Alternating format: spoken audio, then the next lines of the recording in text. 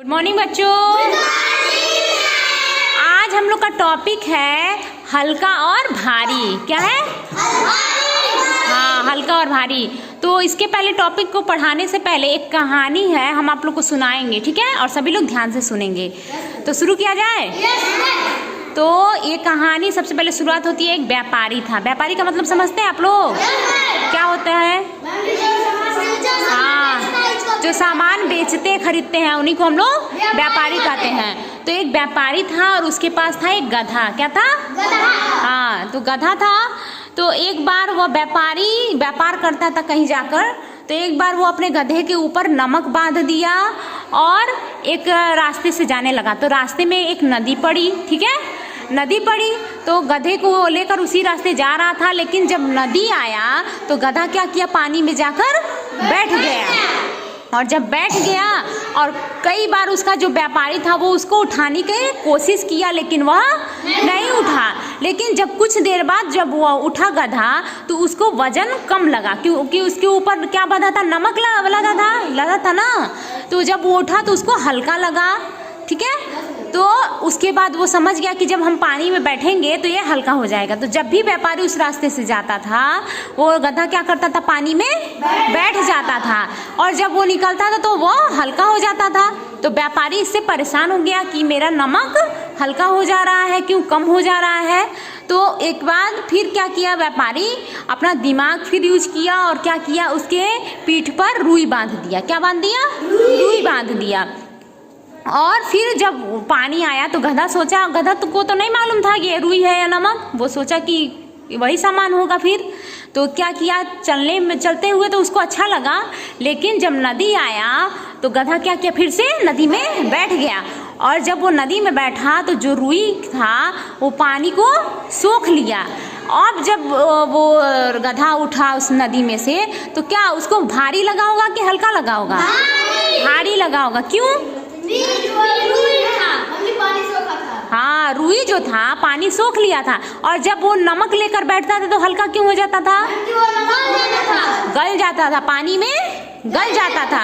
अब बताओ इसमें, अब वो कहानी तो सुना दिए, लेकिन अब सभी लोग बताएंगे इसमें रुई भारी है या नमक भारी है? नमक भारी है ना, क्योंकि नमक जब वो लेकर चलेगा पानी में जाएगा तब तो हल्का होगा। उस तरह तो नमक भारी है ना। तो नमक भारी है कि रुई? नमक भारी है। इसी तरह आप लोग से क्वेश्चन पूछेंगे कि यहाँ पे डस्टर और चाक रखा हुआ है ना, डस्टर और चाक है, तो इसमें से भारी क्या है और हल्का क्या है? हाँ, डस्टर जो है वो भारी है, लेकिन चाक क्या है? हल्का है। हल्का है ना। अगर हम लोग के क्लास में कुर्सी, यहाँ पे 2 कुर्सी रखा हुआ है ना, तो आप बताओ इसमें से कौन सा कुर्सी हल्का है और कौन सा भारी है? हाँ, जो लकड़ी वाला है वो भारी है और जो प्लास्टिक वाला है वो हल्का है। बहुत अच्छा। अब हमारे पास यहाँ पे पेन है और यहाँ पे चाक है, ठीक है? तो इसमें से बताओ, अब इसमें से भारी और हल्का कौन सा लग रहा है? हाँ, और ये भारी है। बहुत अच्छा। और फिर अगर हम ये पूछें कि एक गुलाब का पौधा है, गुलाब का फूल है, ठीक है, और एक पीपल का पेड़ है, तो ये बताओ गुलाब का जो फूल है वो हल्का रहेगा कि पीपल का पेड़? भारी क्या रहेगा? पीपल का पेड़। और हल्का? गुलाब का फूल, ठीक है ना। और फिर ये बताएंगे सभी लोग, अपने जीवन में आप लोग सबसे भारी क्या सामान देखे हैं?